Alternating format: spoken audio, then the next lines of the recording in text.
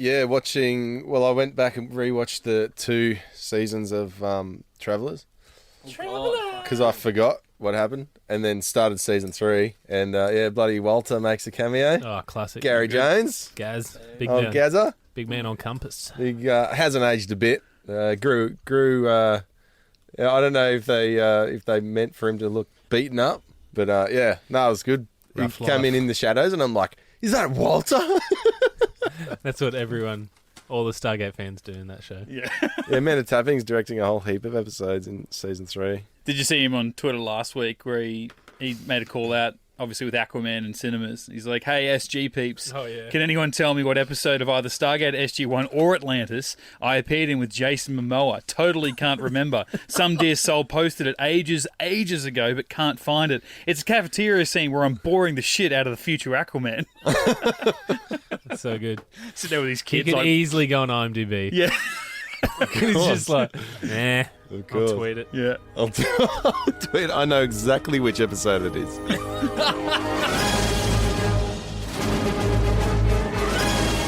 Get Into Geek. This is episode 106. We are talking Stargate SG-1. 3 veteran fans of the show introducing 1 new fan an episode every week. That is Rhys. But joining Rhys, how you going, Rhys? G'day, We've got guys. backwards this way. We've got myself, we've got Mitch, we've got Maddie, I'm confident. and we got Brendan. Hello. We're here to talk about am I. Fail Safe. There it Oh, is. yeah. Big up. Well done. I'm Well done. If only they said it enough times in this episode for us to memorise the line. I actually said it before Tilk did the second time when I was watching it. We are talking failsafe, which we may need if the computer recorded what we were talking about before I officially hit record on the... Not me, buddy. I'm the only single one in the room. So we are talking episode 17 of season 5 of Stargate SG-1. Let's go into the old synopsis, see what it's about, and throw it over to Rhys, our first timer, and see what he thought. As an asteroid hurtles toward Earth, SG-1 uses an abandoned Gould ship as a launch pad for a mega bomb that's designed to explode the rock before impact. But when SGC loses the ship's signal, it's feared that the team is dead and the Earth is in devastating peril. And I don't want to miss a thing. Rhys, what do you think of this one, buddy? Oh, totally. That's what Jack said, wasn't it? I've seen this movie. Yeah, and thank God they referenced it so early on. Deep Impact. Obviously. Brilliant. One of the great And look, can I asteroid movies. First, before I really throw it over to Rhys, I would do a side-by-side. 42 minutes into Armageddon, I don't even think they got off the planet. They were still training, still making mistakes. What's Ben that? Affleck still poking Liv Tyler. I'm a Deep Impact man. I'm sorry, I don't know Well, what I'm that's talking about. I know 98 was a tough year for a Hollywood are you fan saying that as a of joke? disaster films. Well, that's what Mitch is saying. In 1998, it was either Armageddon and Deep Impact, and I think we went with our grandparents and saw Deep Impact. Totally missed the Armageddon phenomenon. Yeah, right. Yeah. And then up there was bloody Godzilla, directed by Roland Emmerich. So we've come full circle. But I mean, Morgan Freeman as president. Oh, Yeah, You know, Tia Leone. Frodo and bloody Joan of Arc riding a motorbike. Yep. What else do you want? yeah. Yeah, I have to No admit, Ben Affleck bonus. outrunning a tsunami on a little moped. Like, you know. yeah, I have to admit, still to this day, I still have not seen all of Armageddon. Oh, mate, you're missing out. Yeah. Oh, you've heard the soundtrack, though. Oh, so yeah. Don't worry about it. Yeah, get Oh, you through belted it. that pretty out. much, I've yeah. belted that out. Yeah, absolutely. Mate, Steve Buscemi riding a nuclear bomb on an asteroid. Please. If that doesn't sell you 20 tickets. But does he Yeah, put lipstick 20 tickets. on? Oh, God, yeah. If only. We got the whole world. What a big 2 years for Steve Buscemi. Then heading straight into an Adam Sandler fest of a couple of weird appearances. Yeah. But not just cameoing in Yes. them. Nothing big. Rockhound he was in Armageddon. Lincoln still has an email. I don't even think he uses it anymore, but it is active. And right. Rockhound, and that's where he got it from because he was so in love with Steve Buscemi's character from Wow. Armageddon. Naturally. Yeah, naturally. Well, I got the sounds of the gate. We might as well crank it up now. Oh, let's do it. Oh. Oh, there it is. Yeah. You can hear how fat his lips are. See how hot his daughter is.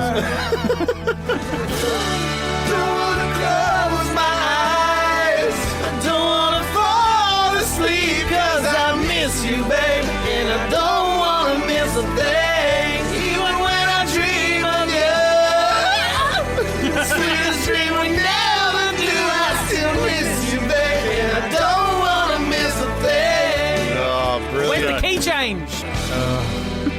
coming later, mate.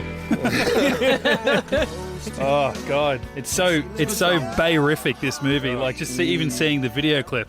Oh yeah, someone totally should have died at the end of this episode. I think you're going to say at the end of Armageddon. I'm like, you might need to rewatch that. I've never actually seen it. Didn't it hit like Italy? Paris. Or was it Paris? Yeah, it was Paris. in Yeah. this too. Yeah. Yeah. That's right. Yeah. I've seen that movie. It hits Paris. Yeah, look, I didn't mind this episode. Obviously, it's just a bit of a filler, and it was totally random. 137 kilometer asteroid. It's not one of the questions. Yeah, not anymore. They haven't been written yet. So. I was like, surely that can't be real. Like, it can't be that much of a coincidence. Oh, okay, we've got an episode about a massive asteroid that's going to demolish Earth.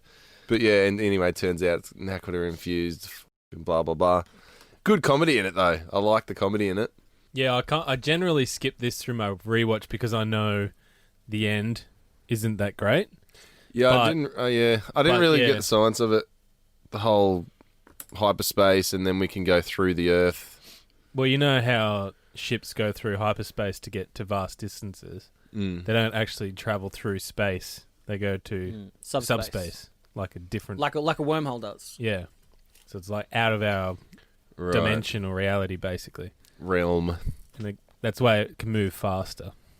So Right. that's what it's doing in essence, is just skipping through. Disappearing and reappearing. But I wonder if they rotated the ship, say 90 degrees, like right, Yeah, and then totally. just shot it left, Mm. and it wouldn't matter so much if they re-emerged halfway through, because they've just moved it away from the trajectory of Earth.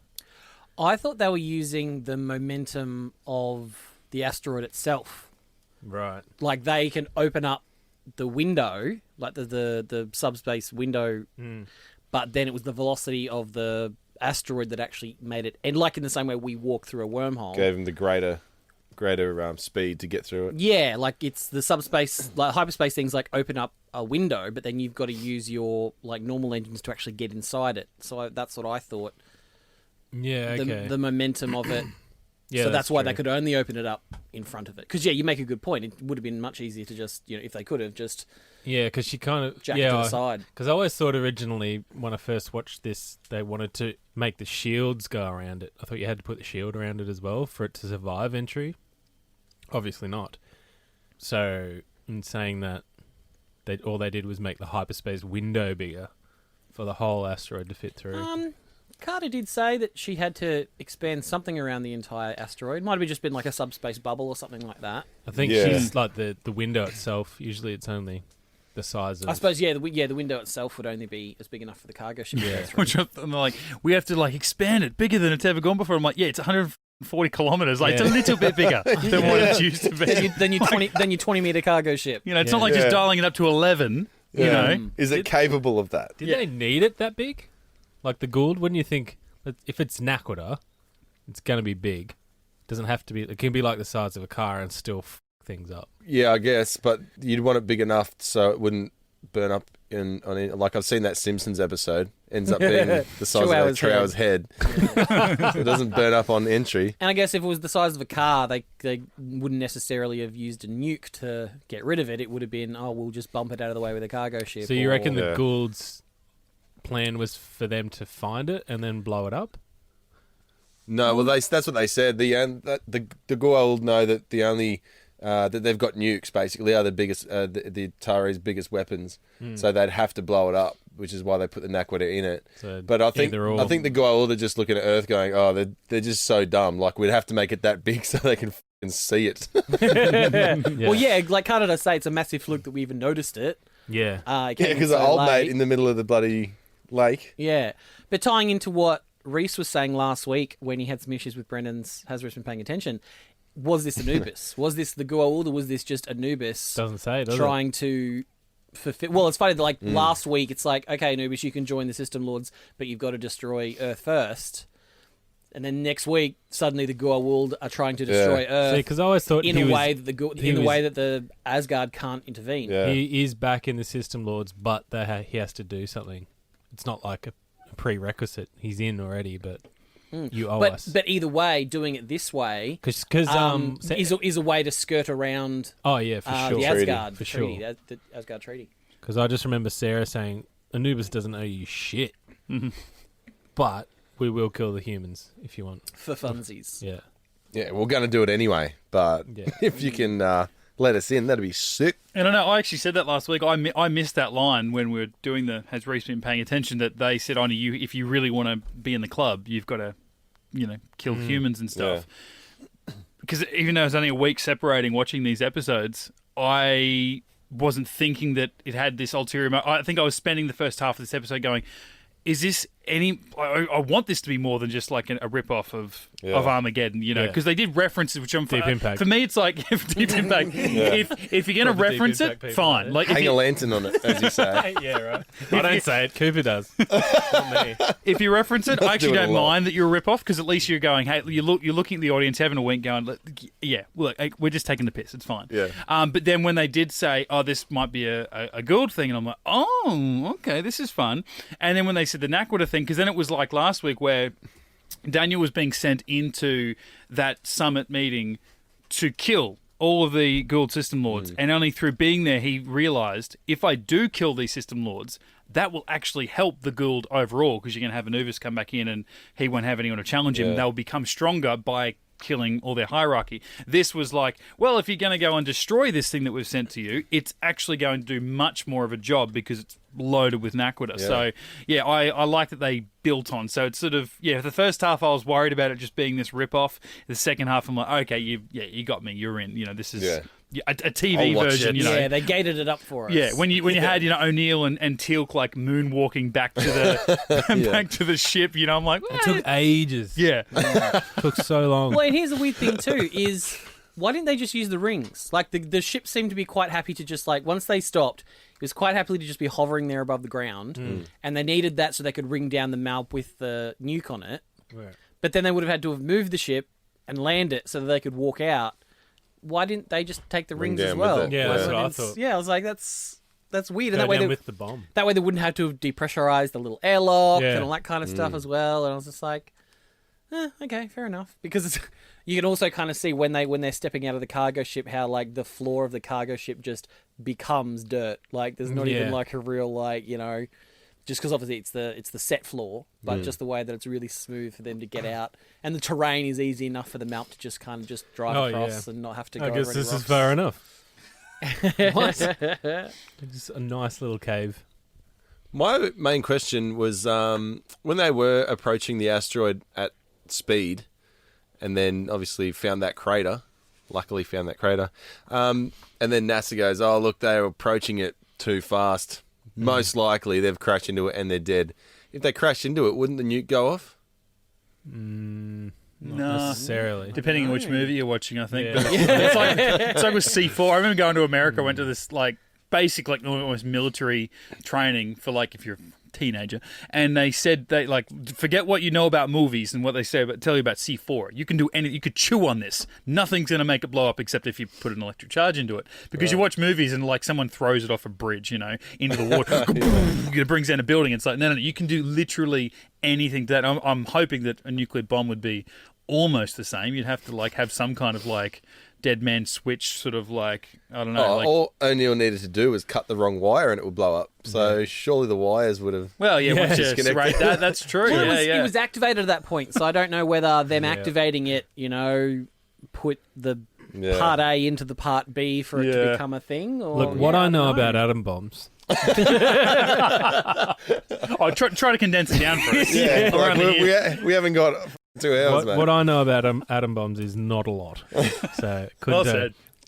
At all. Just nothing. That's it. Well, then you're breaking. Yeah, it's not an atom bomb anyway. It's a Nakwita bomb. Nakwita infused. It's like however many thousand TNT. This big enough? Packs 1,200 Nakwita-enhanced megatons. That's a lot. This is the most powerful warhead ever created, Daniel. It's the equivalent of 1 billion tons of TNT. That's a lot. Take your word for it. That was almost my favourite part of this episode. The bit we were just talking about before. We're actually trying to disarm the bomb, where it's like, okay, you're going to open this up. Yeah, 2 screws. Yeah, got it. Now you're going to need to cut a wire. The red one. They're all yellow. Why? Gonna have to cut it randomly. Say that again, sir. And it's like, no, I think you heard him. Don't waste his time. Oh, yellow. You have to cut him randomly. He's like, Okay. I guess that we're going to die regardless. Sure. But okay, I'll start doing this. And once you cut 3. Okay, at this point in time, I just want to say this is a horrible design for a bomb. And when we get back there, we should tell people about it. It was convenient though that the Malp was armed with a disarming kit. Like Absolutely. they had the drill and the pliers all there. right. He's MacGyver, as if he couldn't figure something out. He built the tools. Yeah, it's a 50. The future of humanity had a 50-50 chance. Yeah. Which wire do I Well, chop? he almost cut that one, But, and he yeah. changed. That's what I said to my missus when we were watching it. I'm like, surely there is whichever one of those wires should be the red one. Surely one of those 5 positions is where the red one always goes. Yeah. Like, wouldn't they know this? Did Carter not bring a manual that she can just Yeah. refer to Yeah, be like, right. oh, it's Surely. the second one from the top. That's Yeah. the one Wouldn't you it? want to always Yeah, I was the red. wondering if they had a little schematic on the side because there was something there. Like, can't you? How to read or- defuse Yeah. this bomb. I guess it means, Idiot's Guide to Bombs. Yeah. you can't get a job at the SGC if you're colorblind, obviously. Yeah, right. Like, is this... That's the Air biggest Force. stakes. You need to. You can't be colorblind if you want to fly a plane. That's true. Mate, I was installing telephone lines and I wasn't allowed to be colorblind. Yeah, right. One guy got hired and then went through the medical and he was colorblind. They're like, sorry, mate, no job. No way. You're brilliant, Jesus. but no. Yeah. Brilliant, but I can recognise a phone ringing from ages away. Sorry, mate, you can't see it ring. You can't work for us. You might as well be blind. Maybe try the police force. Yeah. Colorblind is a type of blind. Yeah, it was a unique sort of set of stakes at that point because we've had O'Neill, if he doesn't stop Apophis, from doing this particular thing, then, Earth's going to be destroyed. But he's never been the one in charge of it. He went to stop something that someone else has done. Yeah. Like, he turned that bomb on, and then he had to make a 50-50 call. Like you said, it was pure chance. Obviously, it was all going to work out fine. But it just had a different feel about it. Even it was still like 15 minutes before the end of the episode. Like, it wasn't even the end of that particular story, but it was just different than anything else we've ever had before on the show. So I kind of liked that little flavour to it. And the way that I think he acted it. It was very fast-paced, this episode. Like, at the start, like, they were just, ticking off boxes like, oh, should we go to the Tok'ra? Again, dicks. It's like, can they help? No, they've been on the run since, last week? They can help us out. We help them out, they'll help us out. Oh, we can't help. What at the Asgard? No, let's go to the Asgard. Go see the Asgard. They're like, nah. And they're like, oh, you bunch of pricks, come back. Oh, what if we go get that ship? Wow, what was that from? Oh, that was from when we were going to deliver that mega bomb. Last week! Yeah. Don't fucking pretend like you forget about it. They go there, they check it out, they take scientists. Yep, okay, we've fixed it up. It's like, shit, this is like, we're 7 minutes into the episode. It's like, how much other shit are you going to try and It squeeze takes in? place over like 12 days, Yeah. but it's Yeah. like the first 11 days are taken care of in like the first 7 minutes. Yeah. Yeah, right. Crazy fast for an episode. Yeah. So yeah, and it was annoying that the Tok'ra conveniently rocked up within an hour of life support remaining. That irked me. I mean, good on them. Yeah, well, thanks for it. Thanks for it. We got it. We got everything under control. What I was interested about is what happens to that asteroid. Like, we could use that Naquadah, obviously. It's in orbit. It'll be back bloody 10 years Now from got now. 2 moons. Yeah. That's what I was thinking because once it went through Earth, I'm like, the moon's right there. Imagine was if pretty crashes close, on yeah. it. Totally. That would f Earth up pretty bad too. But it's like, I guess we've got no way to mine it. We've got no way to kind of go there and like mine it and all that kind of stuff. It's like, Get surely, Brucey baby in here. surely We'll do it. in 2 weeks' time when the Asgard finally get back to us, it's like they can send a ship to just get all that Naquadah out of there for us. But no. Yeah, there'd be Where's- heaps of it. Where's it going to hit? Yeah, where's it going to hit? Like, it's just now on its It's gonna way. keep going through gonna the solar system. Hit Jupiter, clip Jupiter on the way through, or is it got a Yeah. clear course out, and then where's it going to go from there? Yeah, So yeah, I thought that was a I little was bit thinking of that exact same thing. yeah, Like like space is pretty big. I was Is it? thinking it's pretty big. Don't know it? if you noticed. Jesus. But I was thinking if they rebooted SG-1, they could do an episode where it's back. It's going to crash into somewhere else, and they're like, "Hang on, we've seen this before. We probably should have dealt with it then." Check for Naquadah, all right? there's our melt that they left there. Which is seems safe. There's a bomb still on it. What happens if I cut this one? I did like Daniel's moment though, because he didn't really have a lot to do in this episode, except that like right at the end when he kind of like solves it, and he's like, "Oh yeah, we'll just hyperspace through the Earth." Yeah. But the moment I did like with his when he had his little like he's sitting on the Malp and he just has his little centerfold moment where he's just like reading some old musty book, and then he just turns it sideways like a centerfold, just in the middle of a montage, and I'm like, all right, fair enough. The next time you saw him too, then he's asleep in that same position. Yeah. And I'm like, you must be really tired from looking like you're busy, because this is not your area of expertise. Yeah. You Well, know? if you think about it, like Jack and Teal'c didn't have a lot to do either, but it's like, well, Jack was leading the mission. Teal'c was flying the ship because he's the best pilot of Goa'uld stuff there. So it's like, and obviously Carter's the tech, in charge of the bomb and everything. And then originally she was going to be the one going out with Jack, like to set it and everything. So it's like, why did Daniel come along? Well, what if the asteroid had tiny writing on it? Yeah, that's what I was going to say. It is an issue. You never know. What if there was an alien up there really horny? It's like, we've got the instructions on how to disarm the bomb, but the writing's really, really tiny. Daniel, can you figure out what it says? Yeah. It's in English, but can you figure out what it says? We can't really read it. Oh, God damn it. Where did Daniel go? He's off banging that Martian over there. Yeah, there was some good comedy in this one. At the start when after the council meeting with the Asgard, and then Daniel said, "Oh, Jack made a reference to Frere's mother," and I'm like, "Oh man, what a crack up!" And then I lost my temper. But before that, bloody Carter's explaining the asteroid, and then I like it when she said, "Oh, the civilian was persuaded to keep quiet." And I'm like, they cut out his tongue, didn't they? No, he's dead next to that lake. Yeah. That dog's there just gnawing on his leg. Yeah, He's killed poor by the Fred same bloke Bassett. that Hammond hired in season 1 to knock off that bloke at the steps. Oh, Yeah. the reporter. Yeah. The reporter that he assassinated. Yeah. That was a hell of a telescope, that thing. It was impressive. He's got it in a caravan. Like, I ain't seen nothing. I've founded the regional space program. Nah, no That one mobile cares, mate. phone. Oh, we've seen that Yeah, in a right. bloody few movies early on. Brilliant. Is this the first confirmation we have of the Alpha site? Like No. when Hammond No. is well, not the we hear about it in There for the Grace of God, but that's also the alternate reality. But is this the first time we hear of it for us? Like when Hammond No, is and sending the all alternate people reality off? was the beta site, remember? Yeah. Oh yeah, And that's then right. We've sent people off to the Alpha site Yeah. previously. Have we? Yeah. Okay. Yeah. In that first. Yeah, When we got back I think it after- was, one of the quantum mirror ones. Oh, yeah, because Daniel said something. He goes, "Oh, it's sending them to Alpha site." And he goes, "Oh, in the alternate reality, it was the beta site." Yeah. That's weird. I think I remember in a Walter Diaries, he mentioned he was helping the evacuation to the Alpha site. Oh, for said Walter Diary. well, it's got to be canon. It's got to be in there. I'll tell you what about Walter. It's legal now. Even Walter gets a start at the Alpha site. Like, they're only sending Yeah. the biggest and the best. Look, I'm not saying that Walter's not among the best and brightest, but Surely there's someone else there that can push buttons. he got a start. Like, Hammond's That's the like, thing. you get out quick, mate. If you miss this window, Yeah. the Alpha site they can't exist without you. And if Well, you it's don't go like- now, you're going to miss out. It's like one of those thankless jobs, like what Mitch is doing behind there. Yeah. If he goes, I'm scratching myself and yeah, a lollipop. absolutely. Is that a euphemism? Sadly, no. I wish it were. Spellman was that scientist. No, Yeah. don't even worry, mate. Didn't miss that name. O'Neill said it about 3 times in the opening Yeah, scene. right. He was so scared to go through the gate, and O'Neill's like, "It's fine." He's like, "It's because you don't understand what happens." He's like, "Motherfucker." I go through it every day. Yeah, I know. Carter tells me It's about funny. it. My all the missus time. goes, "Oh, after going through the gate so many times, like surely their body would do something." I'm like, "What do you mean?" Like, I go, "Nah, they'd have fail safes and not they would, it's ancient technology, wouldn't?" She goes, "No, like I don't know, surely they'd have cancer by now." yeah, probably.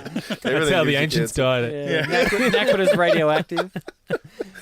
But yeah, the actor who played Spellman, he was actually a prisoner in Prisoners back in like season 2. Oh, was he the weirdo dude? prisoners. Yeah, he was the right. creepy little. Yeah, Did he come and steal the shoes after the guy committed suicide in the Yeah, Kalush? I think he that should was. have Oh, left. right. Or was he the Carl blind Spellman. guy that Linnea healed No, I think or it was something? must have been the first, the creepy dude. But yeah, he was he was in Prisoners. Yeah, there Nice. Just reusing them. When he got to the cargo ship, he said, "Oh, do you mind if I go to the toilet?" And they're like, "Yeah, there's one this way." I'm like, And where? Yeah. To see the schematic. I've never seen. I need to do That's that. what I thought. I wonder what a Goa'uld toilet looks like. And I was thinking, like, what if, like, do they have a toilet? Like, how?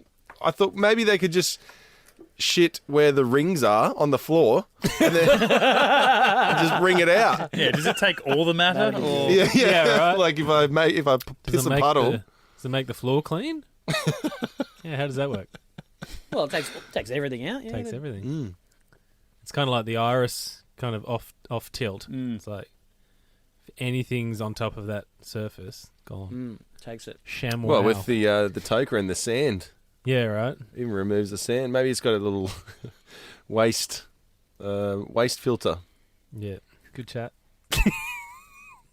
So, okay, it's a Goa'uld weapon. It just seems like such a political way to take us out because, like, when they're figuring out SG-1, and while this episode does move very fast, and they're just like saying things and they don't really linger on them or anything, but they sort of threw it out there that the Goa'uld did this because they knew that it would be the only way that for us to fix it would be to get the Asgard in, and then that would be the Asgard then breaking their treaty, and then the treaty would be off, and they would be able to. And I'm like, I don't feel like the Goa'uld, like, I guess that's what it was, but they don't really care. Like, we know, even from the start of this episode, O'Neill going, the Goa'uld don't care about your treaty as much as you think they do, or as much as the treaty requires them to. You know, it's just convenient for them at the moment to not do it. Like, as soon as they have enough numbers or the power to do it or the ability, whatever, they will do it regardless of whether you're stupid little bit of paper or not. It just seemed like such a political way to attack Earth,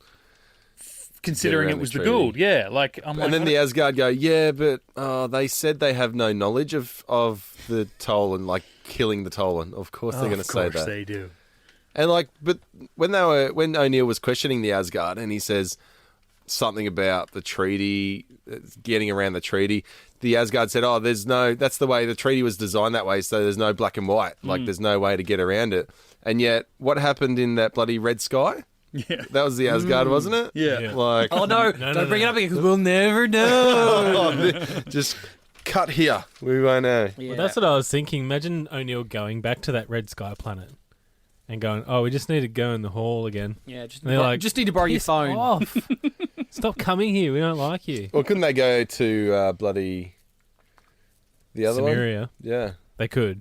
Oh yeah. They'd have to go through the hammer, though. And that's a hell of a walk. No, the Hall of Thor's Might. Oh, yeah. Still a long way. You just have to do a bit of maths again. 3.14. He probably just goes to Red Sky Planet and sneaks in during prayer time. 'Cause we know what they're like, mate. Yeah. Get the whole village in on that shit. He'd be able to rob the joint. No one would know. So there's like, it got a little bit emotional with Hammond when everyone's like, in phrases like, you deserve to be there. And he's like, my post, I haven't been relieved from this post or something. Like, and then he's explaining to him, look, we've limited the numbers due to resources. Pretty much, I'm an old and I can't have kids, so you guys are on your own. I'll deal with this shit. No, what secretly happened is they're like, no, you can't bring your granddaughters. And he's like, well, if I can't bring my granddaughters, I'm not going.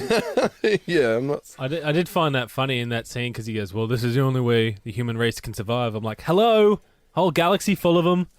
Yeah. Humans everywhere. You can repopulate, mate. That's not a problem. The whole show's based on, prick. Maybe the Ashen can help. Yeah, right. I'd like to think, too, that Jack was thinking of Hammond when he was cutting those wires. He's like, I could do it now, but I got 45 seconds to go.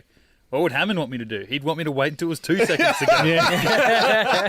If only the radio would work, I could tell him. It's counting down. Hold on, Jack. Jack's there sweating, and then it just cuts back to Hammond. He's like, I'm slightly aroused, and I don't know why.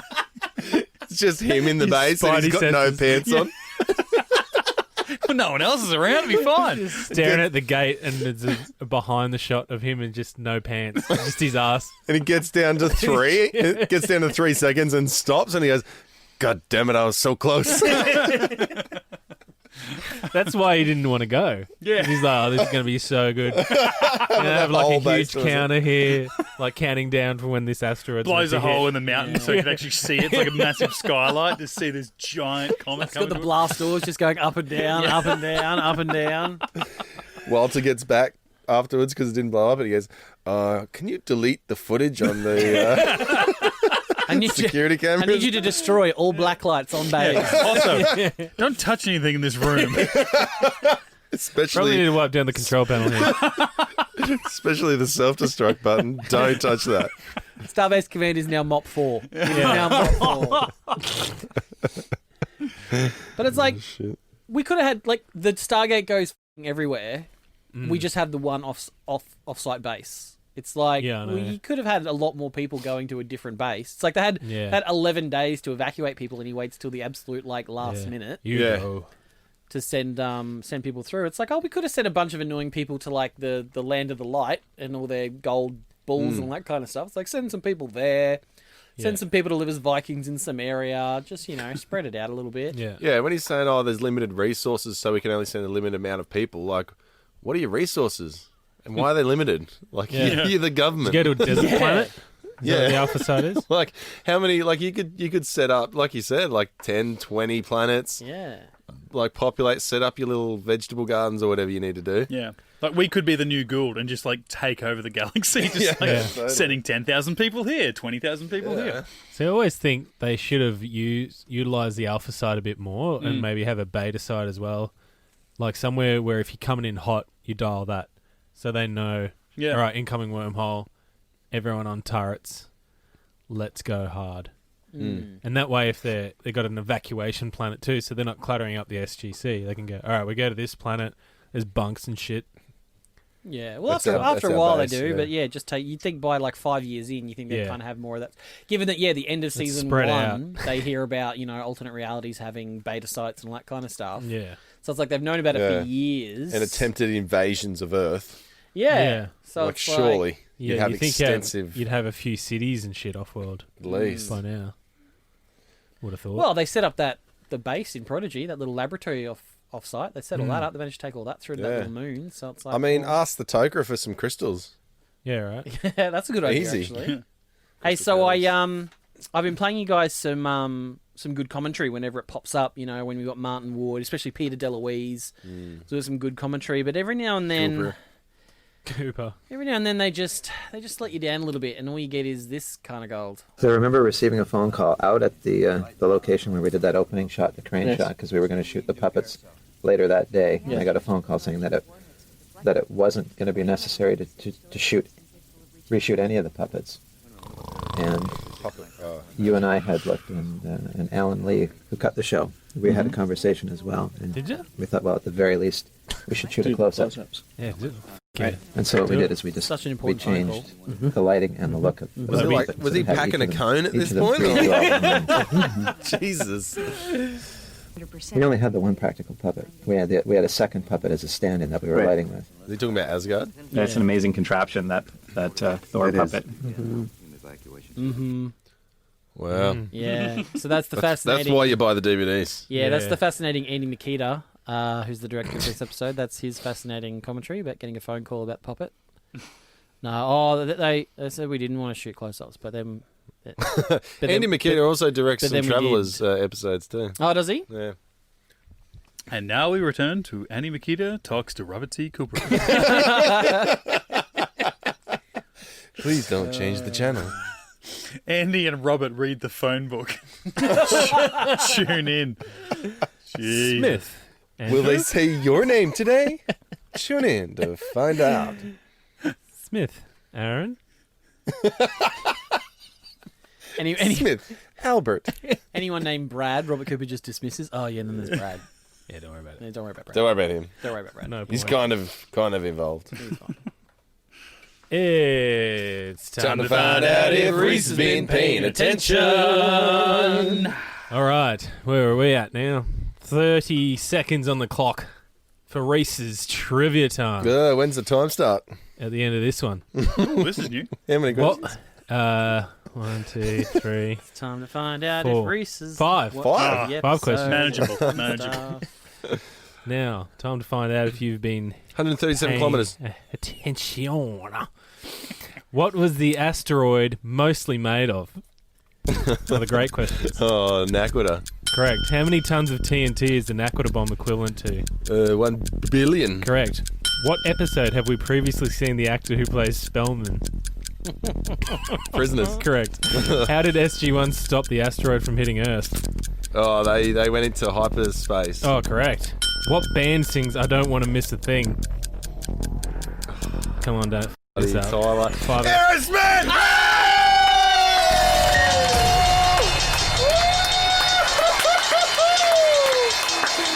All right. Pretty sure someone who doesn't watch Stargate could have got those too. Yeah, buddy. And you didn't miss a thing. Well done. 5 out of 5. I don't want you to go. Oh, stop it. He doesn't want you to miss a thing. Want to be your friend? Wanna miss thing. Oh, Jesus. Long time coming, guys. It's been a Yeah, while. it's been a while. Jesus. I mean, great questions. Why not have one next week? Solid. Solid. Oh. You know what? I really didn't think this segment meant that much to me, but I feel really proud right now. Good work, mate. We'll soon remedy that. 1 week you've got. Yeah. Lincoln's going to be devastated. He always wants you to lose just so we can play that audio clip. Yeah, I'm sure he's not the only one. My mum as well. She wants to hear about how your father made you wrong. Yeah. Oh, good, it's not my fault. Told you, Jim. Pulled out too early. Put the beer down, mate. All right, that's episode 106 of Get Into Geek. Talking fail safe. We'll be back next week to talk The Warrior. Little tip for this one, Rhys. Not only about Teal'c, written by one Christopher Judge. No way. Oh, yes, Hold sir. the Right, phone. eh? Let me guess, it's a Teal'c episode? Good guess. Just a little bit. Little bit. That's episode 107 of Get Into Geek. We'll be back then. But until then, you can check out all of our old podcasts on your favourite podcasting outlet. Just search Get Into Gate, a Stargate podcast. Check us out on the socials. Subscribe, like, comment, whatever you do. Facebook, Twitter, and Instagram. Or drop us a line. getintogate@gmail.com. Hey, guys, guess what? Yeah, Your we're shit. on we're on Spotify. Oh, stop it. Yeah. If I knew what that was, I'd be excited. Well, it's an What? application that millions of people listen to, so it's giving some great coverage to Get Into Gate. Excellent. It's like iTunes, but you don't have to pay for the music. You No. just pay for the subscription. Also, you don't have to download it onto your phone. It's way easier. Yeah. Sounds Maybe So you promising. should jump jump on onto that. and just give us a follow, so we're at the top of the list. It's free as well. You don't have to pay for subscription. You can nice. actually just get the app for free, and then play your music. Yeah. Like Chatterbait. Yeah, exactly. exactly like that. Whatever that is. And the What are you talking about? I Good. don't know. but if don't you know that. yeah, I'm not sure how it works. If you don't, if you don't pay, pay subscription, you then might go from episode 1 to episode 100. But yeah, I don't know. You go- But it's all Yeah. gold. Yeah, so- it's our all whole, good. Our whole back catalogue's on there now. You can only Yes, shuffle. our whole you can back- only shuffle it a it's- certain amount of times. Got That's our awesome. RSS feed, so whatever's on iTunes and SoundCloud is on Spotify. Cool. Spotify. I've heard of it, yeah, but I've just never actually gone on and done it. But I hear a lot of people talking We about are their also Spotify playlists and stuff. I've also got most of our podcasts on YouTube now. So if you're a YouTube, never heard of it. well, yeah, it's this You've got thing came data to back. burn. If you got data to burn at work, especially, just have nice. it on a window in the background, Yeah. just playing. just keep playing. Yeah. So I've got 60 odd episodes up of that. And well, what we're trying to do at the moment is record video wise. So I want to be able to eventually get the video up there, which could be massive. Yeah, The video of absolutely. this, what we're doing. And Yeah. we lose a little bit of the mystique.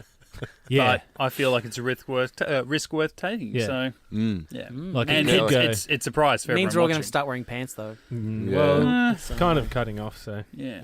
Get away with Rhys, it. I have to strt wearing my bra. Oh. So that's it's a bit cold in here, Rhys. no, that's normal size. One of the advantages of having a small penis, you don't have to get large underwear. That's But my ass is big, so I have to get large Yeah, underwear. I mean- A lot of room in front. swings and roundabouts. You just Mine's turn, never swung. You just turn them around so the pouch is in the back. Yeah. Yep. Do you know that there is underwear now where there is a separate pouch for the meat to the potatoes? The meat and Wow. potatoes sit in I separate don't pouches. think I need it. Don't know. It's too far. Like it's gonna. Yeah. Just because you Yeah. can do a thing Don't know doesn't how I mean feel you about should do a thing. I mean, Yeah. Right. Yeah. No. People are like, oh, your penis is hanging out. No one's ever said that to me. Poking out, sure. Sure. Yeah. Spotify. Anyone got a little fail-safe bit for Patreon here? Oh, I'm sure Rhys does. Oh, Don't fail. Be safe. Jump on board Patreon. Oh, well done. Done. Jesus. I mean, does it get any better than that? Probably. Much. But we got to get out of here. So Look, if you don't want to miss any of our episodes, then have a fail-safe, guys. Jump on to patreon.com Yes. /Get Into Geek. Don't fail. And you can support us, early access, all the behind-the-scenes videos that go up. You got the whole back catalogue now. And I mean, if you've been listening to us for this, like if you're 106 episodes into listening to us, you're already past your fail-safe. So you may as well just jump on. Love it. Good You one. know? Good one. Great call. Also, Gibson Brothers podcast, if there's no other reason to sign up to I Patreon. haven't heard the latest one yet. Oh, I I haven't heard started this, to, and I just the amount of Christmas jingles that are wrapped into that, packed into Christmas that, special. like first even 90 seconds. Wow, it's a treat. Almost surpassed by actually well surpassed by the amount of F-bombs. Yeah. So yeah, And C-bombs. yeah. If you're easly offended, jump on. At Get least on it. listen to one episode Give at least. yourself a reason to be offended.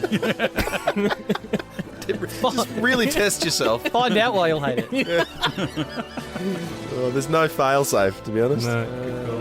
All right, we'll catch you back next week to Talk the Worry, episode 107. Otherwise, you can catch us individually. Myself, Mitch_Lewis on Twitter and Instagram. Maddie, where you at? At High Pitch Maddie. Brendan I'm at the Bren Gibson. and Rhys. I'm at the Flying Gibson. And Rhys, well done, mate. Look, it's been a long time good between call. drinks. Well done, mate. Thanks. clap. Yeah, it's Good clap on it. I'd like to thank myself because Right, what else I'm is really Oh, Get Into Geek.